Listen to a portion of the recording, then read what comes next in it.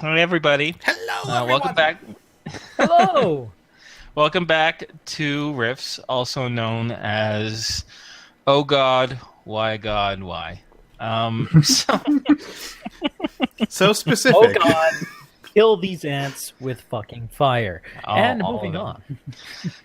Goddamn this carbon dioxide atmosphere. Anyway, we have an art. Our dear friend and fellow player Criana, who unfortunately is very likely not going to be here today, drove this lovely picture of Blink. Mm-hmm.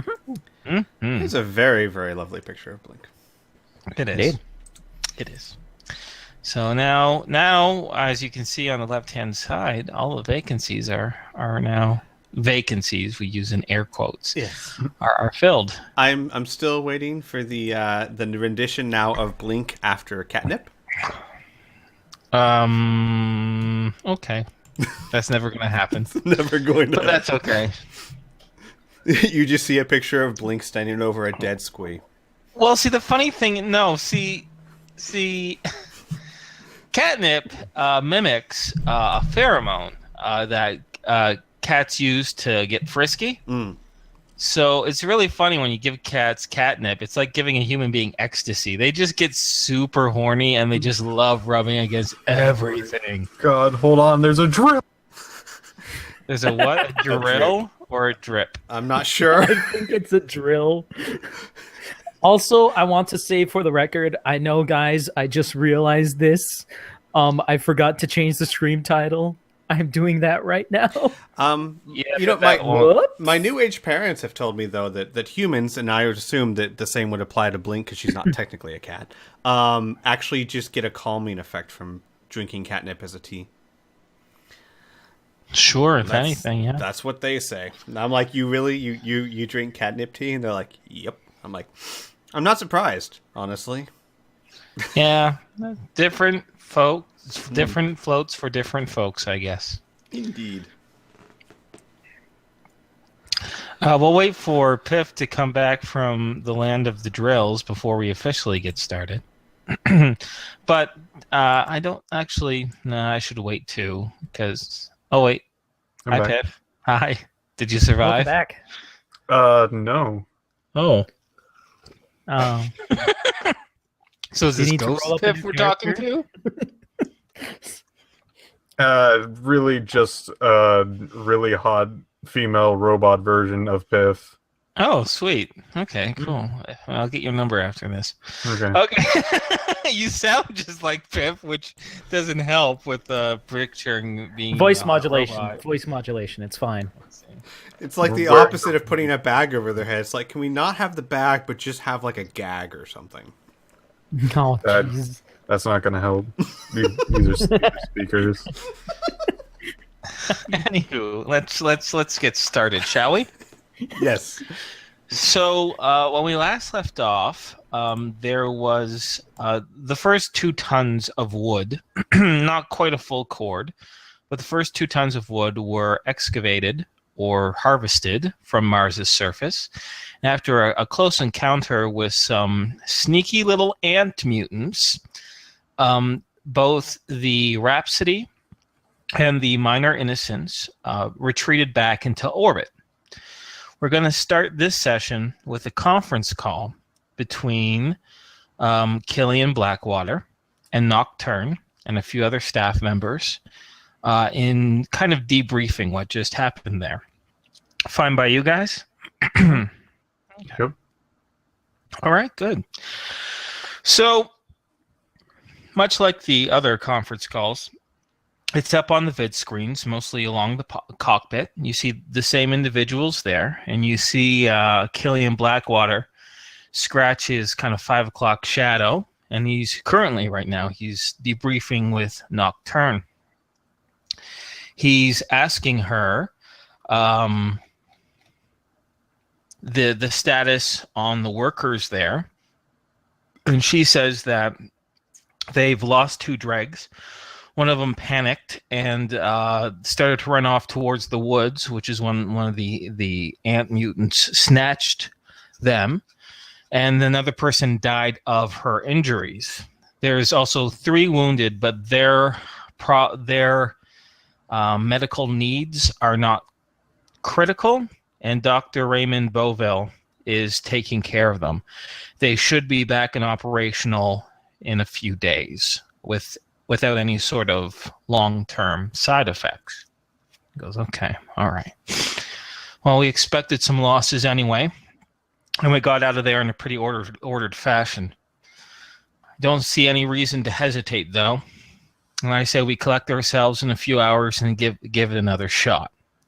He looks at the vid screens to everyone there present in the call, including you guys, your party, and he says, now, I'm not too proud, nor am I too stupid to ignore any sort of advice, and a few of you have gotten pretty chummy with us over the journey.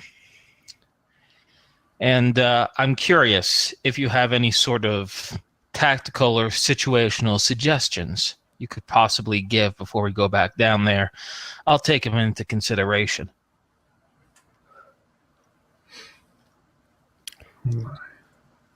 Well, go ahead. I've got nothing. That's fine. You don't have to.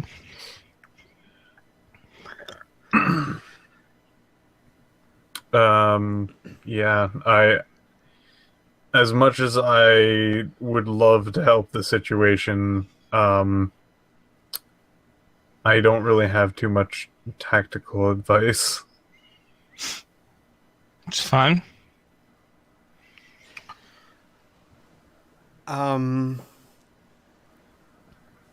Al would sit there and think. I have a question real quick, out of character. There's only 3 ships that go down, right? There's only two ships ships that go down. that go Okay. down. The Minor Innocents and your ship, the Rhapsody, because they are the only ones who have landing gear that can support their weight in any sort of gravity environment. Got it. Then no, I don't have any advice or strategy at the moment. Okay. Good. Well, prepare yourselves, because at exactly 2100, we're going to do the same thing again. We've already scouted it. Well, not really scouted out, but we've already decided on another location. We're going to go down there. We're going to try to do our harvest one more time and see if we can't finish off with another quarter wood. Hopefully we won't get interrupted, and if we do, he pauses for a moment. I take it the primary communications officer and the secondary communications officer will be the same for your ship? I think so. Unless you don't want to do it again, Patrick? No, Patrick's fine with it. Yeah, then Okay. we're good to go. Good. Yeah. All right. We'll see you soon. I'll let you know and start firing up your engines and begin a planetary descent. Mhm. So my next scene, of course, is that planetary descent, but it's going to be a few hours of downtime. I want you guys to do so. If you guys want to do something or role play something in the meantime, I leave the floor open to you. If not, let me know and we can move ahead. Al would say, probably after the conference call, he would say, we've got to do better. I can't help but feeling a little bit like if we hadn't have made this whole deal with Tyrath, those 2 people wouldn't be dead.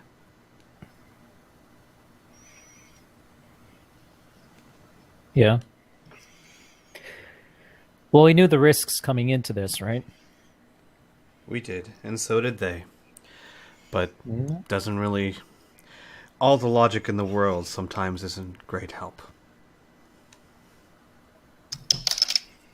I know what you mean. And he'll just shake his head and say, I have to do better. Hey, don't put this on your shoulders, man. He'll look up and he'll say, well, I'd rather not go around blaming other people. Why not just blame the ants and take it on them? Bugs. Although most of it was ants. You know, This is gonna sound kind of dumb. I can't blame them or take it out on them. It's not like they're evil. We're in their home. We're the invaders. They're just doing what they're designed to do. Don't get me wrong.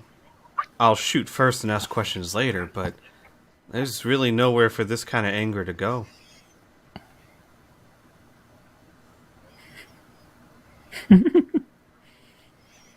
I know what that's like. Al will look at Tom with a considering look and then nod. You just need to pour that anger and hatred into something else. Like for me, I have my guitar, I have art, I can watch TV shows, I have other activities to kind of, take my mind off of it. And I try to make sure to do that. Yeah, I'll give it a try. Thanks. No problem. Oh, also, try to keep away from those giant beetles. Because go ahead. I was trapped under it, and there was nothing that I could do. I was straining my servos in my Glitter Boy armor, and it wasn't budging. Al nods and kind of smiles. Is that what that was? I just thought that you had some genius plan of taking it out by drilling it from the ground. No. It got me. It got me. Yeah, it wasn't my best moment. I will admit, but just be careful around them. Al will nod and then slap Tom on the shoulder and say, "Don't worry, some bugs just like being on top." And he'll start walking out of the room. Gross. You hear Alicia say. Gross! Don't be gross, Al. Alright. Okay. Sorry. I didn't mean to... Anything else? No, I Anything think else that's at all? scene. No, I think that's it. Okay. All right. I'll have minimal NPC involvement right now because I'm eager to get you guys back onto the planet as mentioned. So once again, I'm gonna just switch this to a more narrative focus. But once again, the call comes in. You prepare yourselves. Alicia guides the Rhapsody back down through the atmosphere of the planet itself as you race through the ground heading towards your new landing zone. And this is when Inferno gets to roll dice. Patrick, please roll me a D100. What'd you get? 42. A 42. Okay. Tom, I'd like you to roll me a D100, please. All right, 12. 12. Yeah. Excellent. Excellent. So, as you descend further and further towards the red planet's surface, the coordinates that you are being directed to moving alongside the much larger ship, the Minor Innocence, you see quite clearly that you're headed towards a vast crater. The impression of some sort of asteroid strike from hundreds, perhaps thousands or millions of years ago left its impact upon the surface of this planet. And although you can't see any fragments of meteorite, you are able to see a line of trees that cut through the bottom 30% of the crater itself. It appears that you'll be actually landing in the crater's surface and harvesting the foliage, the lumber, that is within the forest, within the crater itself. Far, far, far in the distance, you calculate from your high vantage point at least 30 miles away from the near center of where you're going is the outer edges of this crater, and they soar up at least a few hundred feet up high. But the descent goes without a hitch. The Rhapsody, its landing gear is deployed, as is the Minor Innocence, and they rest with a crunch on Mars's surface. Once again, a few commands made through the command channel, the command radio channel, and sure enough, as you yourselves exit onto Mars's surface, you can see once again the vehicles rolling out, the men and women, mutant and human, workers with their laser cutting equipment, their hauling equipment, a few suits of exoskeletons to help haul their soon-to-be harvested rewards. They begin to once more pour into the woods itself. Everything seems to be going relatively well. The first few minutes are those of relative calm. The ship's scanners, both on the Rhapsody and on the Minor Innocents themselves, show no signs of life or no movement on any sort of aerial or ground radar, at least the ground radar that is out towards the barren surface of Mars. The radar can't pierce through the trees, of course.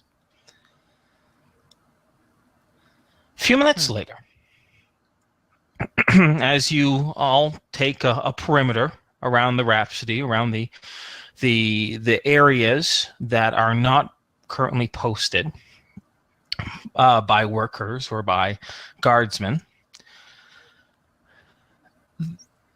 you can start to see in the distance, far, 30 miles away, by the lip of the crater, a red haze begin to course along the atmosphere. And it's soon quite clear that the red haze is dust, is earth being drummed up. And before you know it, before you can calculate it, a dust storm is upon you. But thankfully, this storm in particular is not nearly as rough. It's actually very similar to other strong windstorms you faced on Earth. Visibility is low. You can only see about 20 feet out naturally. For those of you in body armor, that's pretty much the best you can do without you have any sort of sensors. Once again, those of you in power armor, naturally you can only see 20 feet out. However, you do have advanced systems such as thermo heat and whatnot that can probably detect a little bit further out that way. In addition, the radio does get some minor static. A few command words, a few words do get jumbled up as you converse amongst yourselves and converse with command. The words themselves just simply need to be repeated. But otherwise, the communications are relatively clear. Also, thankfully, due to the workers being able to see it coming and the quality of the craftsmanship, it appears that no vehicles, no ground vehicles, nor your ships seem to be hindered by this dust. And it lasts for a good solid 20 minutes, this windstorm, this dust storm, really.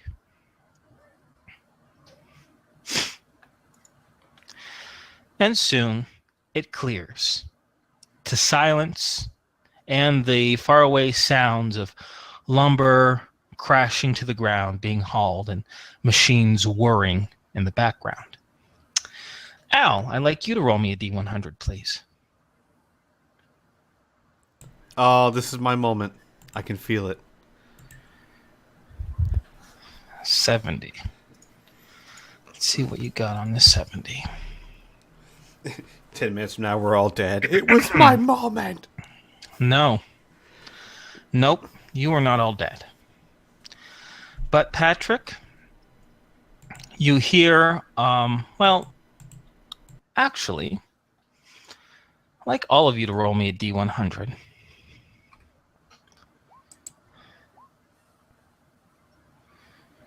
Okay, now you got a natural 1. Mm-hmm. Okay. Good stuff. Well, Al, I'm going to say perhaps it's circumstance. Perhaps it's a little bit of luck or where you're positioned. Perhaps your armor is positioned a little bit closer to the edge of the woods compared to the most other individuals. But you are able to hear through the auditory capacities of your power armor that there are screams and the sounds of discharge of fire, not anywhere outside the barren desert surface, but within the woods themselves. Okay. Al's going to immediately get on the radio and say, I hear screams and gunfire from the forest. Patrick is going to immediately try to radio contact the leader, Killian Blackwater? Killian Blackwater, just notify that we've heard gunfire and screaming. Okay. He acknowledges that, and he's quickly on the horn to Nocturne, asking her for a status update right now. Things are quiet for about 30 seconds over the command radio. When finally, Patrick, you can hear Nocturne breathlessly saying, Worker, Squad 2, the second one, off the northwest corner. They've been ambushed by something. They need assistance right now. Patrick is immediately going to say northwest, coordinates towards screaming, I assume. They're going to need assistance. All right. Party. Killian says, the power armors and you, go in. Figure it out. Help the men right now. I need you for status updates. I need them to kick whatever their hell's asses are in there. If it's too much or there's too many, let us know and we'll begin evacuations. All right. Over the radio, everyone in power armor, come with me. Patrick will try to get moving as fast as the power armors, which probably is not going to work. Well. Actually, Al would say something like, Tom, can you pick him up? I will do so. And then and I will pick him up. Al will say, he's going to say, guys, I know we like sticking together, but I think we need to get there as fast as possible, and I'm a lot faster. Just make sure you get out if things get hairy. Al will nod and then take off at full speed. Okie dokie. So, give me a moment here.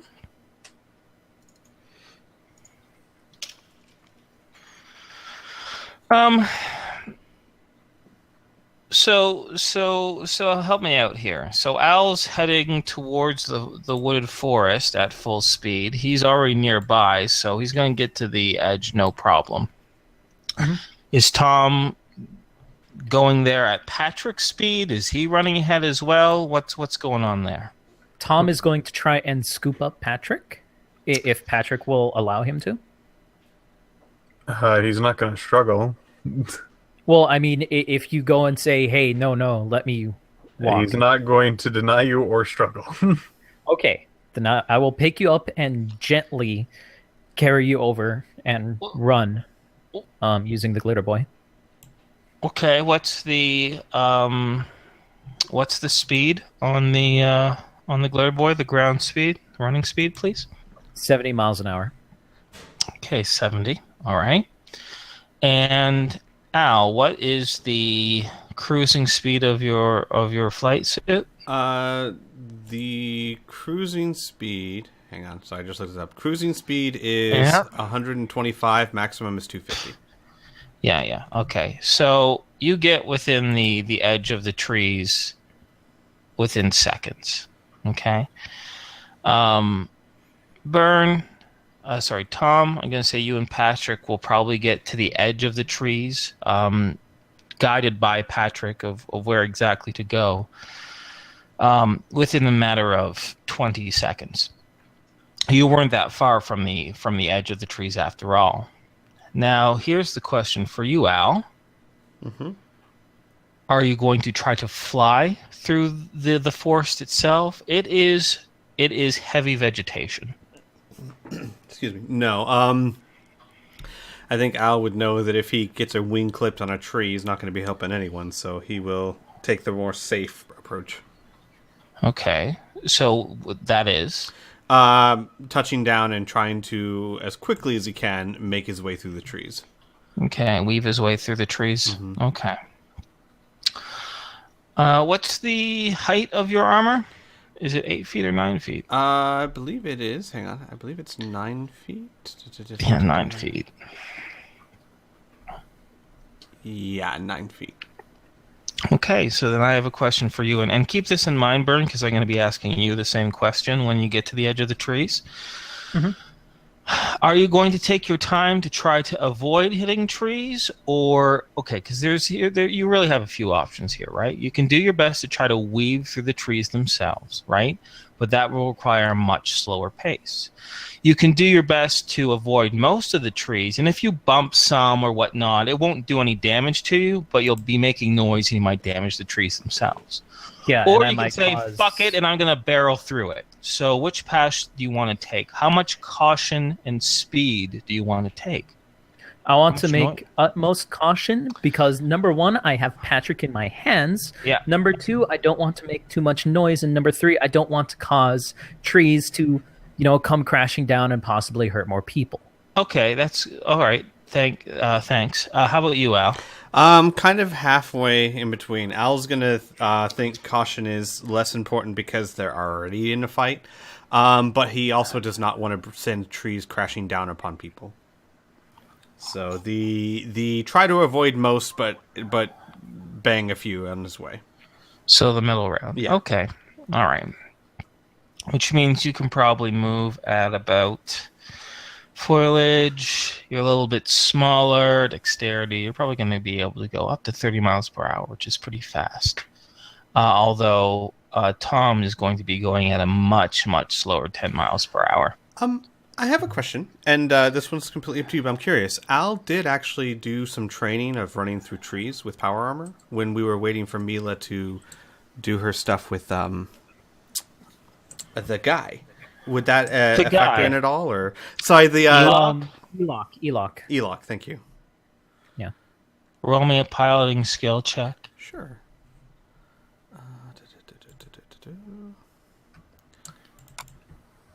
No, computer, this is not the right time to slow down. Because I also remember you rolling a piloting skill check, and you smashed a few trees a few times. Mm-hmm. All right, let's see here. Sorry.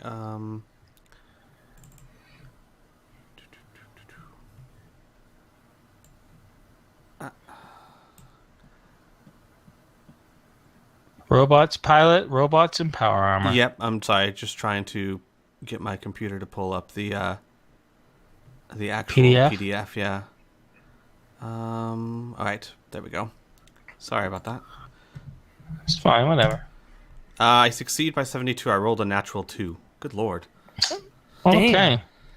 Yeah, I'm going to say that that is definitely a factor. In fact, it allows you. I said you're going about 30 miles per hour. Mm-hmm.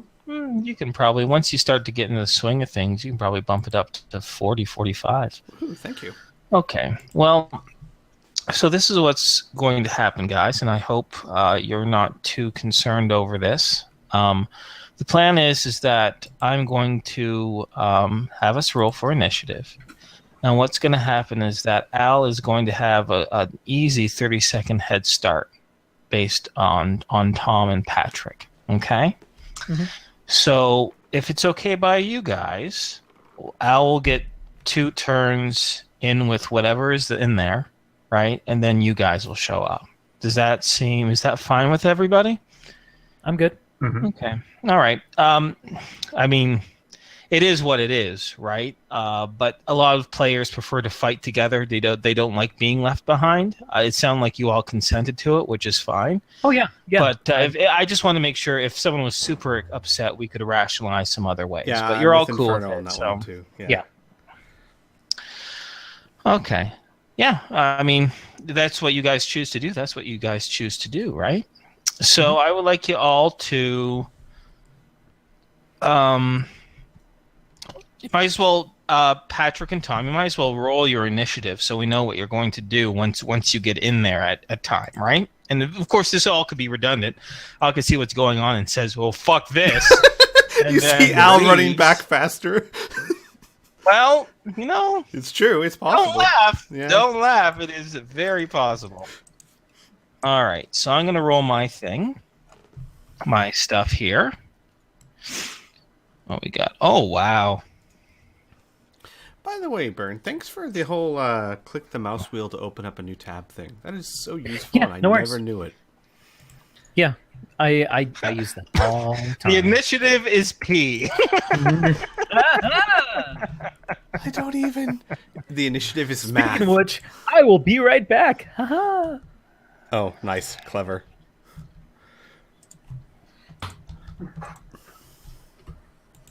What? What was clever? You said the initiative is P, and Tom said, "Speaking of which, I'll be right back." Oh, I get it. He has to urinate.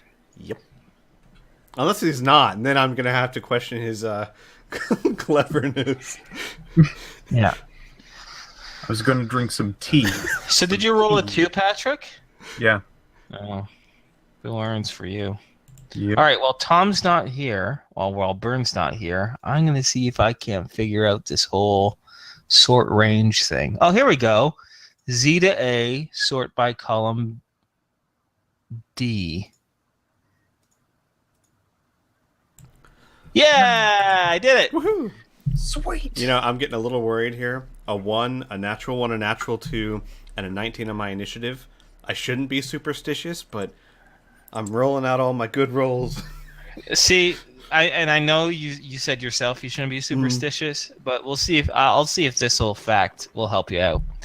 There's no such thing as rolling out anything. Every time you roll a dice, it is a 1 in 20 chance. Oh, I know. Every new roll is just the exact same chance. You know what I mean? Oh, It is fun to have that superstitious thinking or that illogical thinking, whereas like a D20, has a 20 hiding in it at some point, and the likelihood of you consistently rolling high is low. That's fair enough, but every time there's a reason people can roll 520s in a row. Yep. You know what I mean? Because they cheat. because Actually, probability. I heard it really. I'm glad that we're doing this digitally, so we can just blame the computer for cheating. The program for cheating. But what I really like is I've heard that you could take plastic dice, I think, in the microwave, and if you face it down a certain way, you just nuke it for a little bit of time, it creates a weight to it. It's the toaster oven. You know those little toaster ovens for... Yeah, I own one. You put it in for like 3 minutes. Oh. Done. And it'll always roll that one number that's face up. Huh. Yeah. Interesting. It might not be 3 minutes. It might be 30 seconds. I can't remember specifically, but it's something like that. Yeah. It's called cooking your dice. Oh. Also, fun fact about your dice: unlucky, like cursed dice, and lucky dice are very much a thing because most of the dice get tumbled, which makes an artificial differing odds. So if you keep rolling like high numbers on one dice and low numbers on another one, that could literally just be that the dice are slightly weighted to that one. Yeah, plus imperfections in creation of the dice, and there's air pockets and blah blah. And karma. Don't forget karma. And karma, yeah. During all this, I could have been preparing something. Oh, isn't that one of the best / worst parts of a GM. I do that all the time. It's like, this conversation right here, I could have been doing stuff. Oh, it's okay. Right. It's not that big of a deal. If you need more time, I got a conversation I wanted to bring up. No, I'm good. Well, we'll wait that for the next time I need to drag and drop a picture. Okay. Okay. So now that we've gotten the initiative resolved, let's actually resolve the scene itself. Okay. So both Tom and Patrick and Al do their absolute best weaving through these tall alien trees. The leaves themselves are not a vibrant green in the light of the Martian atmosphere. In fact, you're not too sure of their true color because of the reddish tinge that is all around you. The leaves themselves, most of them for the most part, look like a dark purple or perhaps a brackish red. And some of them are even black in points at points. But when you weave through the foliage, your legs crashing past fallen logs, crushing small bushes, but avoiding the large, thick trunks of the most hazardous parts of this terrain. And sure enough, as you get closer and closer, you do hear weapons fire. And in fact, at a few points, you see flashes and the sounds of trees falling. Screams and desperate cries soon follow. And it is Al who first arrives on the scene.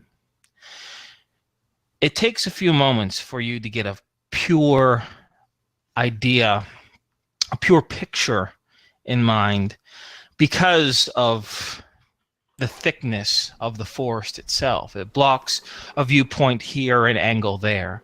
But after a moment or two of surveying the scene, you get a very good idea what's happening.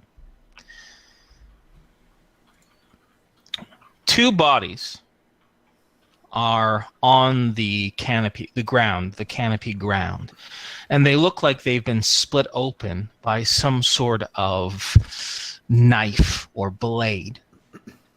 You see four others desperately firing at a huge, let me get the stats real quick, 10-foot tall creature. That does look, well, not familiar, but you were briefed on this creature. This mantis-like creature. This thin, spindly creature that is with its arms, its two arms like scythes, tearing through a third individual. This person has been impaled just under the shoulder and just over the right leg, and it is writhing in pain as this beast is trying to gnaw at his armored helmet and his neck. The other workers in the area have withdrawn or are in a panic. And as mentioned before, the four other individuals are trying to fire upon this thing, but they're missing. And you can tell by the calls they give to each other, they are not handling this well at all. The creature itself, other than a few small pockmarks on its exoskeleton hide, looks unharmed and, in addition, unabashed by the panicked wild firings of its soon-to-be prey. So, as far as initiative order goes, Al, you are first. All right. Let me see here. The person that's caught in its claws is still alive. Would it be possible to make a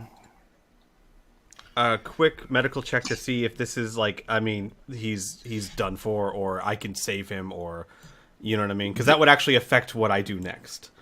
Well, it will consume an action because it'll take about 2 or 3 seconds for you to see enough to try to do that. So you can use that as your first action, sure. Yeah, I'm gonna have to. Charging into a situation blind is just never a good idea. Yeah. So now I'd like you to roll me. Okay, you've already beat me to it. Oh, I'm sorry. I thought you... Well, there might have been modifiers is all. I am sorry. Okay, that's fine. And also it's important to know which skill, right? Because now you have a gamut of medical skills, right? You have medical doctor, but you also have paramedic, you have first aid. See, paramedic would be actually better in this case, right? Because it has to do with injury, whereas medical doctor would be more medical doctors can determine injury too, right? But more diagnostic, medicines, the whole bang. The bang, okay? All right. Sorry. It's okay. Well, that's also okay. I forgot would have about my forced you to new skills. re-roll it anyway. So what did you end up rolling? Paramedic, because I forgot I even had doctor skills for a second. Okay, so you got a 80. Okay, I was going to give you a -10 because of the vantage point, but that's fine. It's still a success by an 8. Mm-hmm. So you can tell that his injuries to his body are probably quite severe. You estimate that although he is alive for now, assuming that he is no longer further attacked, which seems unlikely, and if he was given immediate medical assistance within the next 5 minutes or so, you'd have probably about a 40% shot of living. Are the things that are puncturing him, are they tearing big enough holes in the armor that there would be obviously a environmental breach? Yeah, breach, Yes. Yeah. There is an environmental breach, yes. But, once again, his helmet is still on for now. Right. Okay. All right, well, that's my first turn. Okay. Tom and Patrick, get a little bit closer. I'm not gonna bother Xing out your T's at this point. We're just gonna skip you over. Mm-hmm. While this creature does indeed try to make a strike at its pinned prey. Let me just quickly confirm its bonus. Cult shot.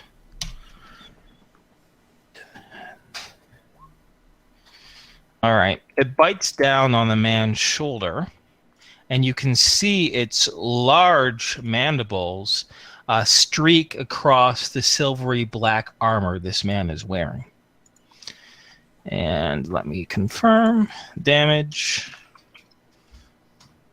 Yeah. You can actually hear a horrible sound as this hard mandible streaks and scrapes across the armor itself. Okay, back to you, Al. All right. One more question. Is there any part of or what would you say is the most open, not blocked by the victim part of the bug? Well, its antennae are floating above its head, and its back legs and lower back abdomen. Okay. Are your 3 clearest targets. Okay. Al is going to... The 4 gentlemen who are shooting wildly, are they in any sort of group? Are they widely spaced out? Or? No, they are scattered. They're scattered probably around 50 feet amongst each other. All right. And they're about 20 feet away from this mantis creature. All right. Al's going to land relatively in the middle of them. And okay, so you'll be about... Well, we'll say you're going to be about 20 feet away from the mantis creature? Yes. Mm-hmm.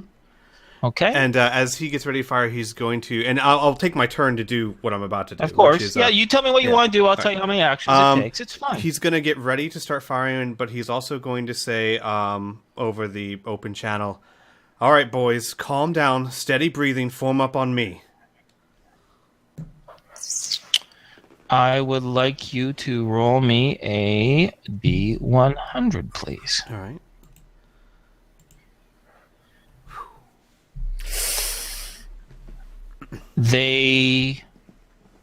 I'll let you know what happens on their turn. I'm going to have them move. I'm going to have them act the same time as the mantis. Okay.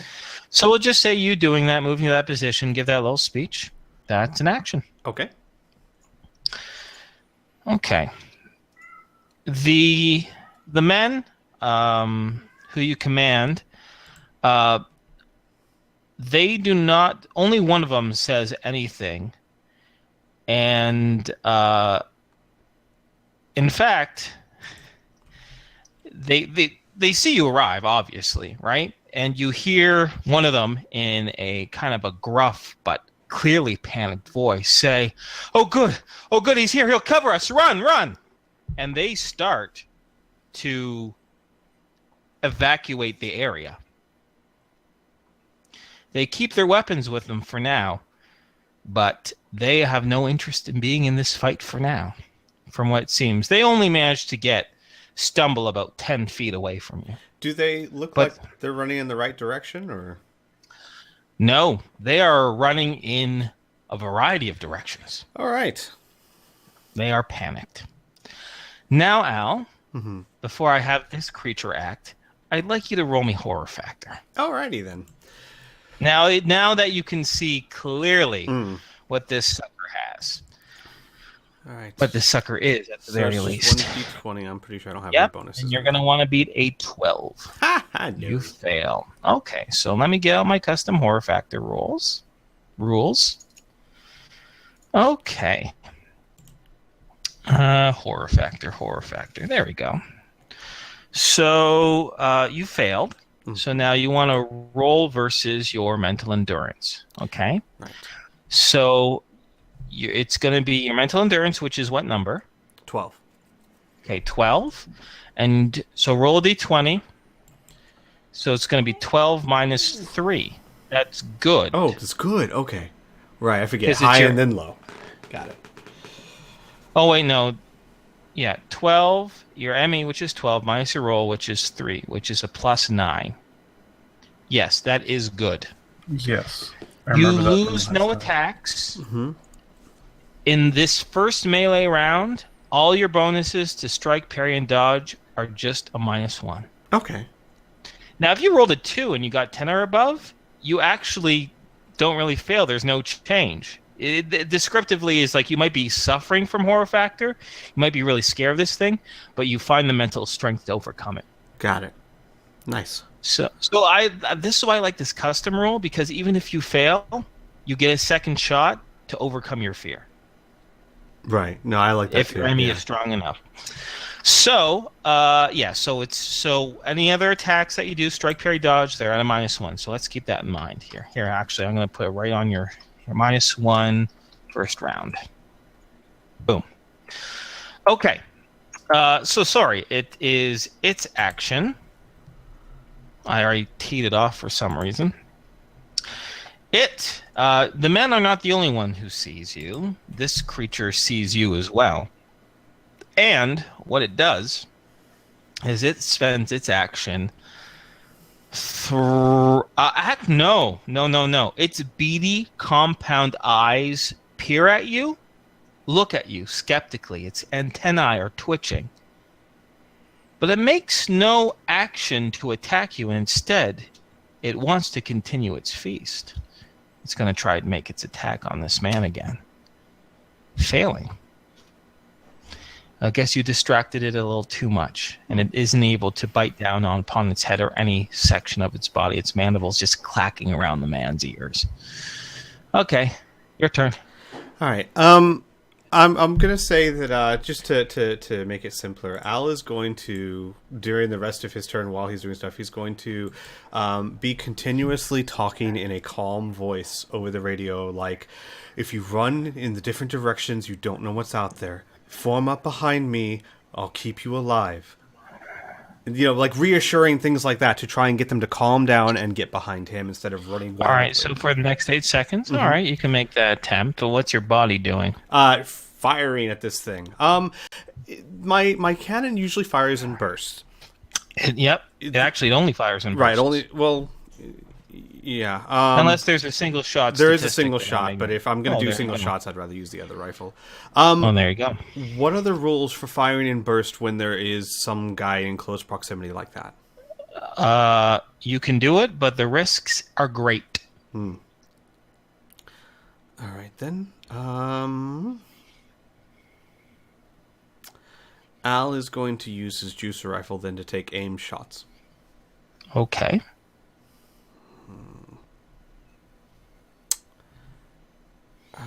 No. You know what? Scratch that. Okay.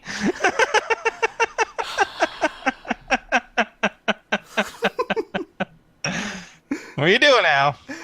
Al is going to... Oh, God, what can I do? This thing's pincers. It's not like I could just pull the guy off of him. I'm assuming he's caught good. Well, you don't know until you try. Right. Al is going to...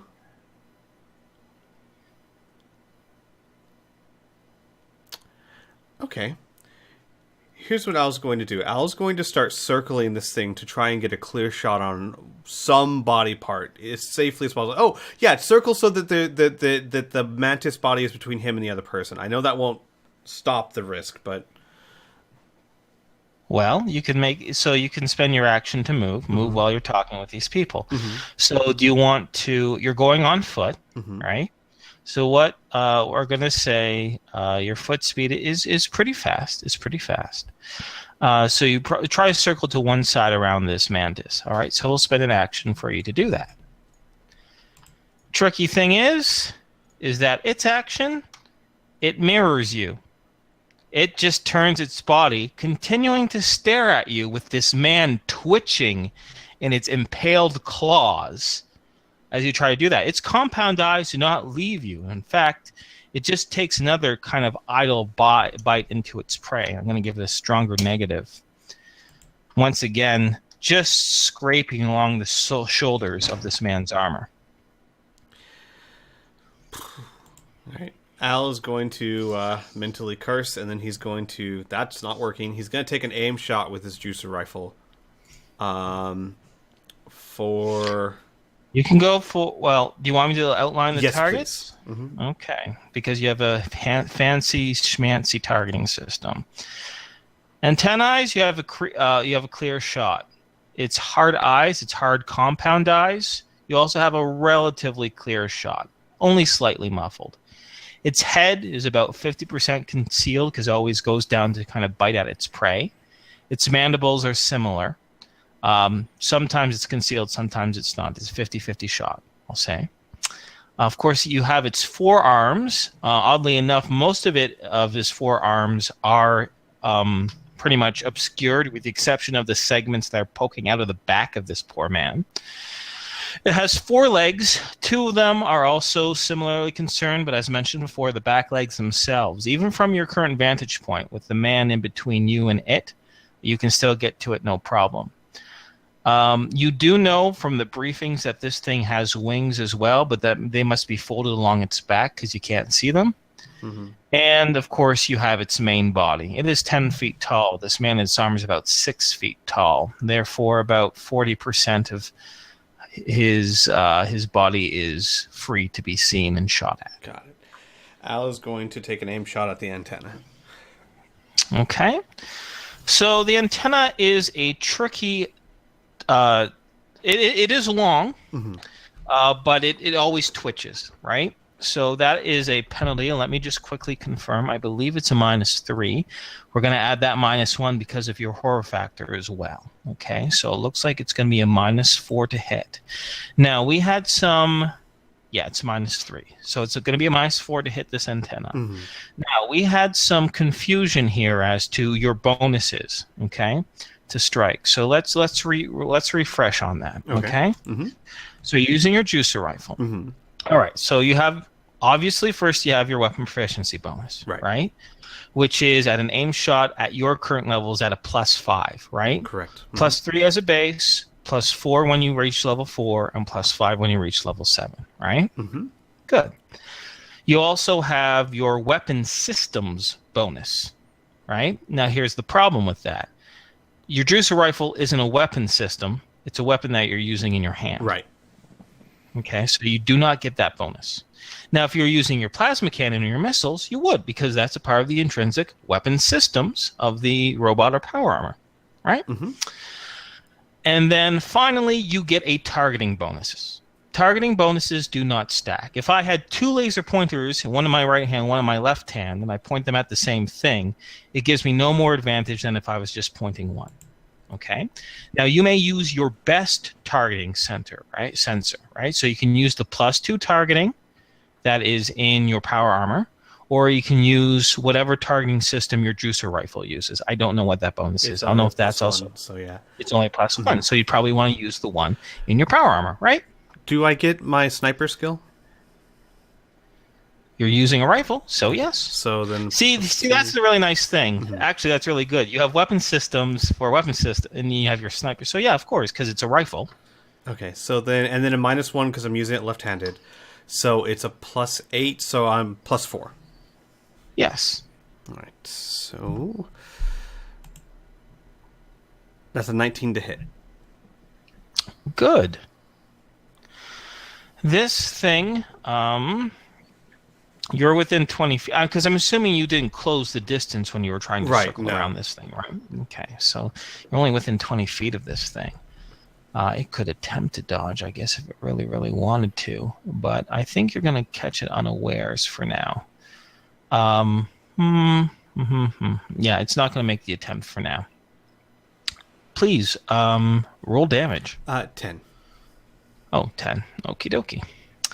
10 points of damage on its... We're going to say you hit its left antenna since you didn't call which one. Okay. Left. It doesn't really matter, one or the other. Okay.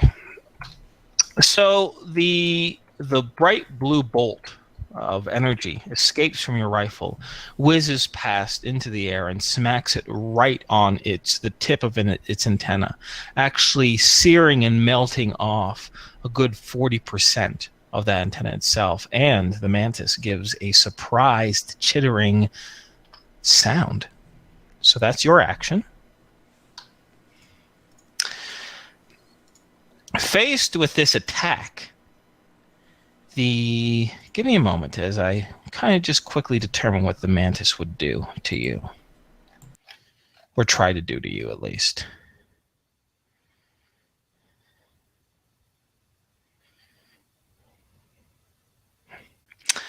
It is going to charge to... What it's going to do is that it's going to lash out with it's going to actually flick this poor man out of its claws, its mandible claws, in a quick attack. It's going to kind of shake him off, right? And its blood-slow claws, it now lunges towards you. It jumps towards you, attempting to squeeze you with his scythe-like arms. Okay? I'm going to make that take him 2 attacks, though. Right? A few seconds to shake off the man, and then 1 to do his little leap attack. Okay? Okay. So let me consume 2 actions, to be fair. And then I'm going to roll a strike against you. Now, how you want to defend, we'll see what the results are. He doesn't seem like he's making a called attack. He's trying to do attack on your body. Okay? Mm-hmm. And both arms are trying to wrap around it. So let's see here. It's a +3.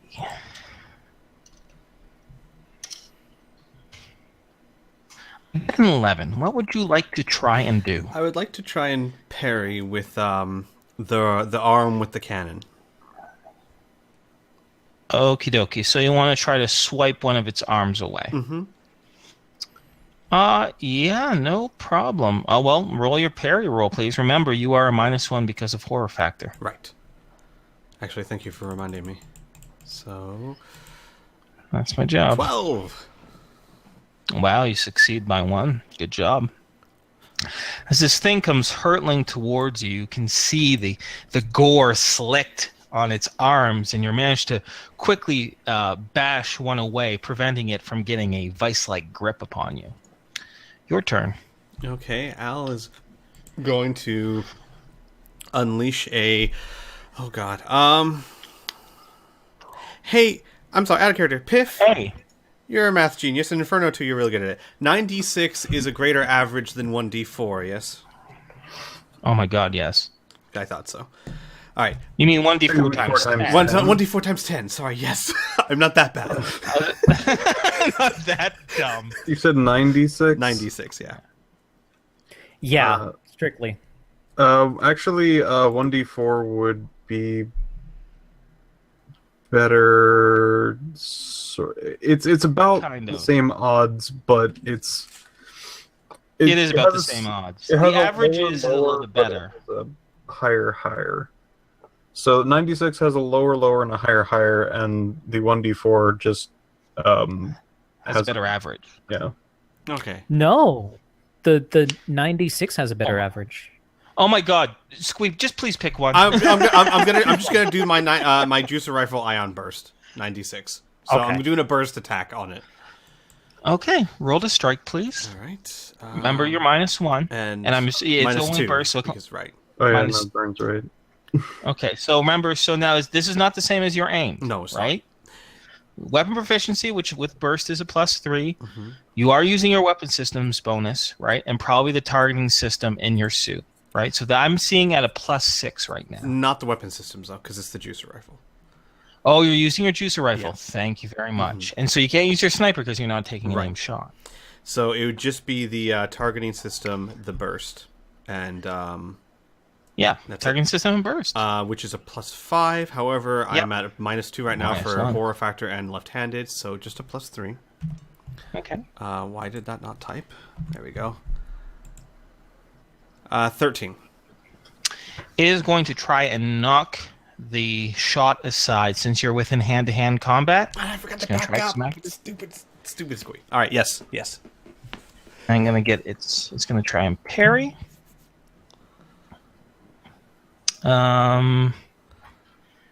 It's at a +4. Saved by the. It fails, so you are able to do full damage upon it. All right, 29 points. 29 to its main body. Great. And it sustained a little bit of damage beforehand, so we'll say. Okay. Blue bolts streak across its torso, blackening it a little bit, but not creating the real impactful, penetration that you're really hoping for.